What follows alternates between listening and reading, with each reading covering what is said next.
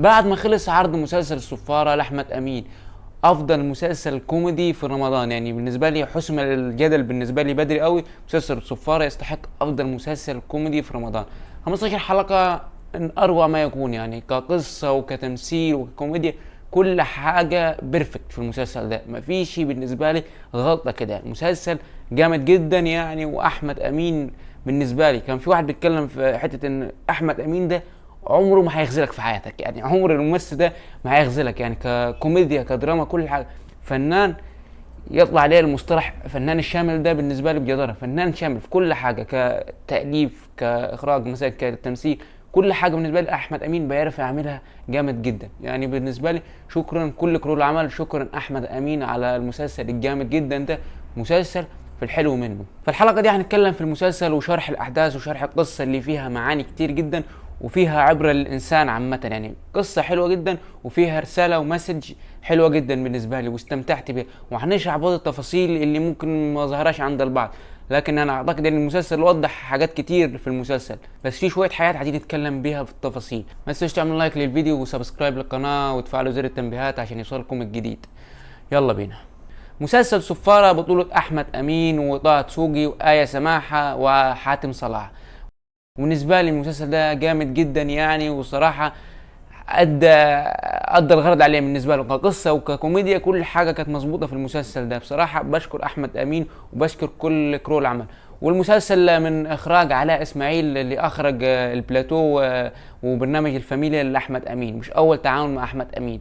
فعلاء اسماعيل بالنسبه لي من المخرجين اللي فاجأني جدا، ان انا اول مره اشوفه يعني على مستوى مسلسل، فاجأني جدا، مخرج متميز جدا وشكله هيكون في القادم افضل يعني. ولو جينا بصينا على قصه المسلسل، بالنسبه لي من القصه من اروع ما يكون، قصة يعني فيها معاني كتير جدا ومسج يعني وصلوها بالنسبة لي كانت حلوة جدا. فكرة ان الانسان لو يعني في جملة كده لو انت اول ما تتفرج على المسلسل ده هتيجي في بالك، يعني فكرة ان لو علمتم الغيب لو اخترتم الواقع.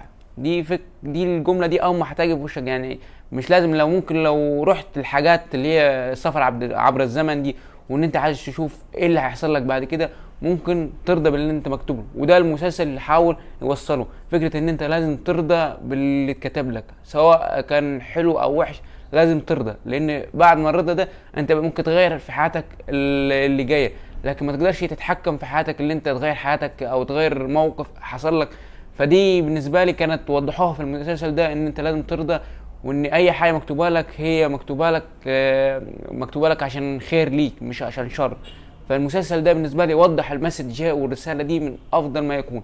مسلسل بالنسبه لي كقصه وككوميديا بالنسبه لي مسلسل جامد جدا، و15 حلقه كانوا جامدين بصراحه. المسلسل مبنيه قصته كلها على تاثير او مصطلح الفراشه، اللي بيحكي ان مصطلح الفراشه ده ان انت لو خدت قرار حاليا في حياتك ده بينعكس عليك في المستقبل، ولو اي حاجه تحصل في زمن ما او مكان ما مختلفه ممكن برضو ليها تاثير عليك.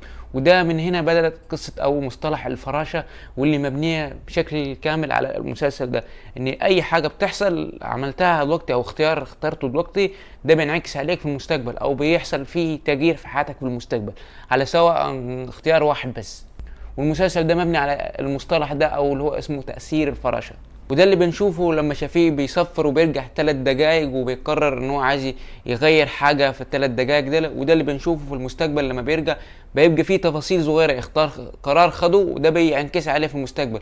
وده اللي بنشوفه في المسلسل ده واضح جدا يعني في القصة اللي هنا.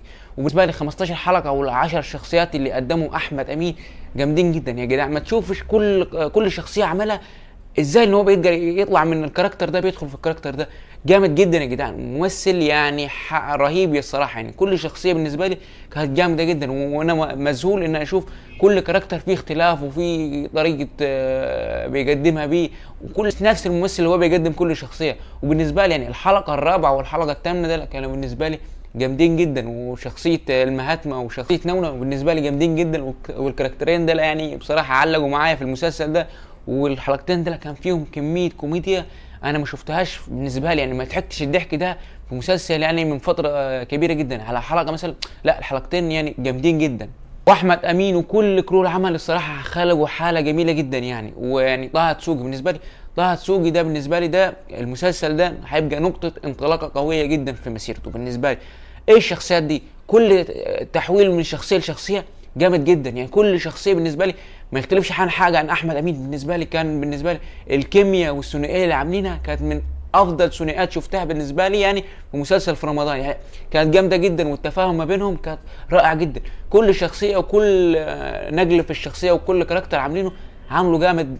يعني الصراحه كل حاجه ونبره الصوت وكل التغييرات دي انا بالنسبه لي شابوه يعني طه دسوقي. بالنسبه لي المسلسل ده هيكون نقطه انطلاقه ليه في المستقبل، وهينقلوا نقله جامده جدا. واختيار الممثله ايه سماحه في الدور ده، لان بالنسبه لي هي الحاجه الوحيده اللي كنت شايفها يعني غير موفقه من المخرج. يعني كنت شايف انه ممكن لو كان بدلوها باي حد تاني كان هيقدر يواكب مع احمد امين وطه دسوقي، لان الاثنين دول مجرمين كوميديا، فانت بالنسبه لهم لازم واحد يكون ماشي معاهم او راكبه الموجه معاهم بالظبط. فبالنسبه لي ما كانتش على مستوى الحدث او على مستوى الحلقات اللي كانت فيها. احس ان الاثنين دول يعني صريخ ضحك، وعندهم الكوميديا الهزليه والكوميديا اللي فيها افيهات مبنيه.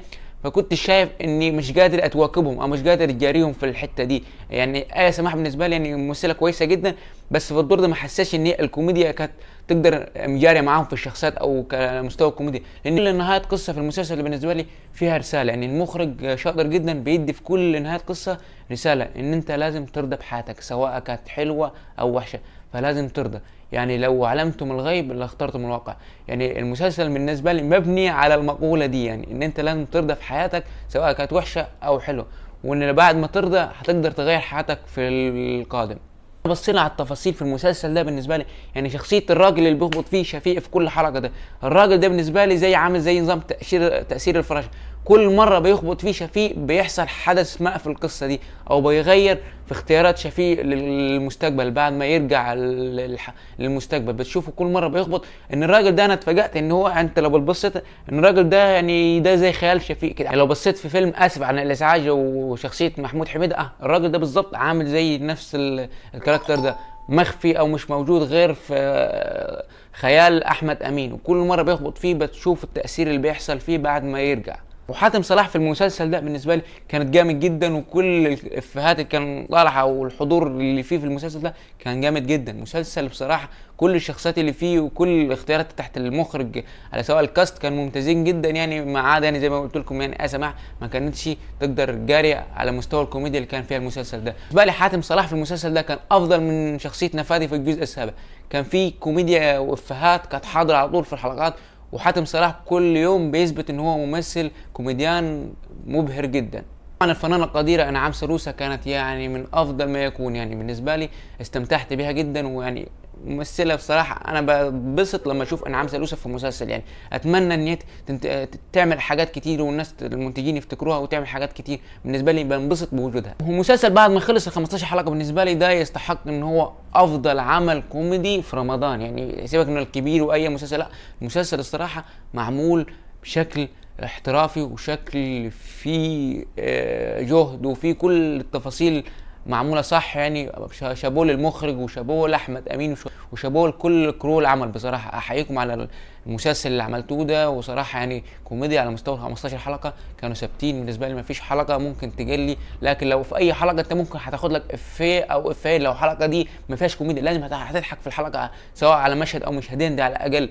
وبالنسبه لي استمتعت جدا بالمسلسل ده وبالرساله والمسج اللي وصلوها للناس دي. فكره ان انت لازم ترضى سواء اي حاجه وحشه او حلوه، ده خير ليك ان انت ترضى وما تحاولش تغير في حياتك. او لو حته السفر عبر الزمن دي لو تبص ان هي قصه اتهرست في افلام ومسلسلات كتير، قصه السفر عبر الزمن، لكن في المسلسل ده تم تناولها بشكل مختلف جدا وشكل رائع جدا. بصراحة أحيي كل الممثلين اللي في المسلسل والمخرج وكل الكتاب على القصة الجميلة دي، واستمتعت جدا بالمسلسل. وتقييم المسلسل الصفارة هو 9.5/10. ولو انتوا عايزين تشوفوني تاني ما تنسوش تعملوا سبسكرايب للقناة وتفعلوا زر التنبيهات. والسلام عليكم.